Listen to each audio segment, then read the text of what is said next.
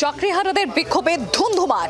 বিক্ষোভকারীদের হঠাৎ পুলিশের লাঠিচার্জ আর পুলিশের ভূমিকা নিয়ে নিন্দায় সরব বিরোধীরা।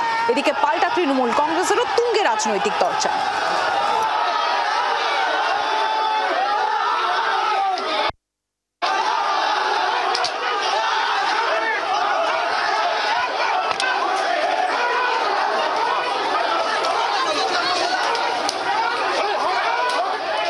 পর্যন্ত আপনি সময়সীমা বেঁধে দিয়েছেন,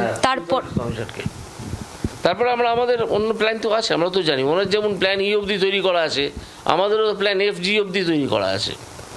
আমরা সেগুলো একের পর একে করবো। এটা তো প্রথম কথা, আমি যে প্রস্তাবটা দিয়েছিলাম এটা তো কোনো প্ল্যান নয়, এটা প্ল্যান নয়, এটা রাজনীতির ঊর্ধ্বে উঠে যদি কিছু কাজ করা যায় সেই জন্য দিয়েছিলাম।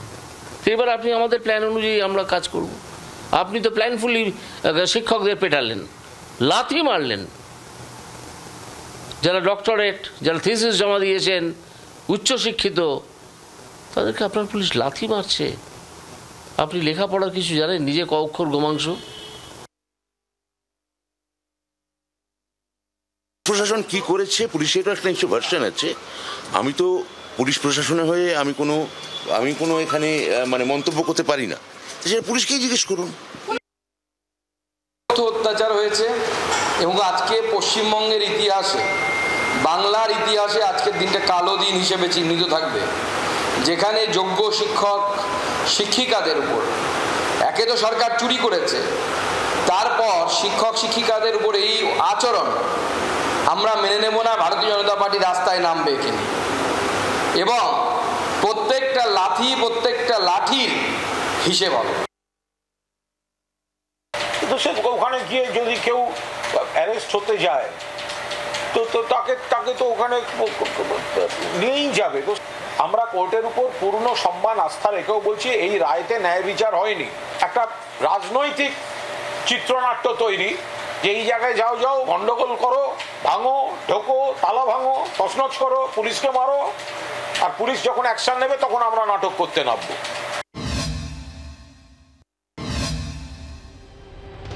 সুপ্রিম কোর্টের নির্দেশে চাকরি গিয়েছে, প্রতিবাদে গিয়ে জুটল পুলিশের লাঠি। কসবায় ডিআই অফিসে চাকরিহারাদের বিক্ষোভে ধুন্ধুমার কাণ্ড।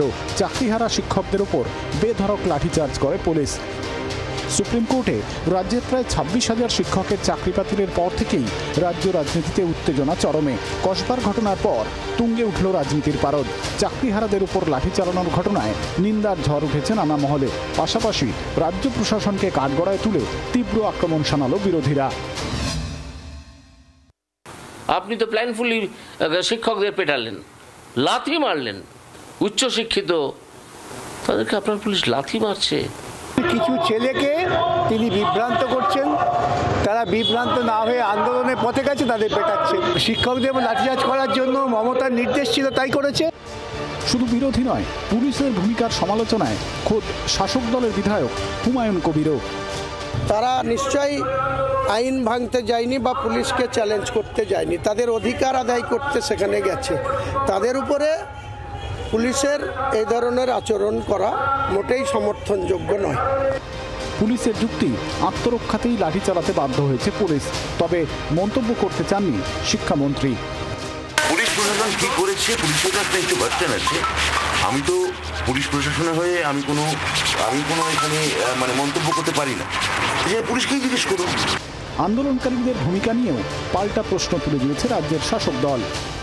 SSC আপনাদের সঙ্গে যখনই দেখা করতে চাইছে দেখা করছেন, আমাদের সঙ্গে মিটিং চলছে, তাহলে সেখানে আপনার কথা অনুযায়ী আন্দোলন, লড়াই, প্রতিবাদ এগুলো তো কিছুদিন স্থগিত রাখা যেত।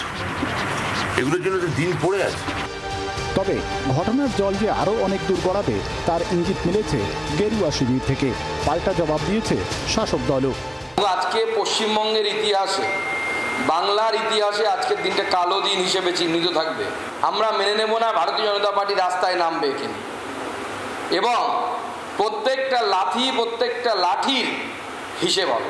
একটা রাজনৈতিক চিত্রনাট্য তৈরি যে এই জায়গায় যাও গন্ডগোল করো, ভাঙো, ঢোকো, তালা ভাঙো, তছনছ করো, পুলিশকে মারো, আর পুলিশ যখন অ্যাকশন নেবে তখন আমরা নাটক করতে নামবো। সব মিলিয়ে চাকরিহারা শিক্ষকদের উপর লাঠিচার্জ নিয়ে যেমন তীব্র উত্তেজনা, তেমনি রাজনীতির উত্তেজনাও চরমে। ব্যুরো রিপোর্ট, জি24 ঘন্টা। বাংলার আওয়াজ, বাঙালির আবেগ, জি24 ঘন্টা।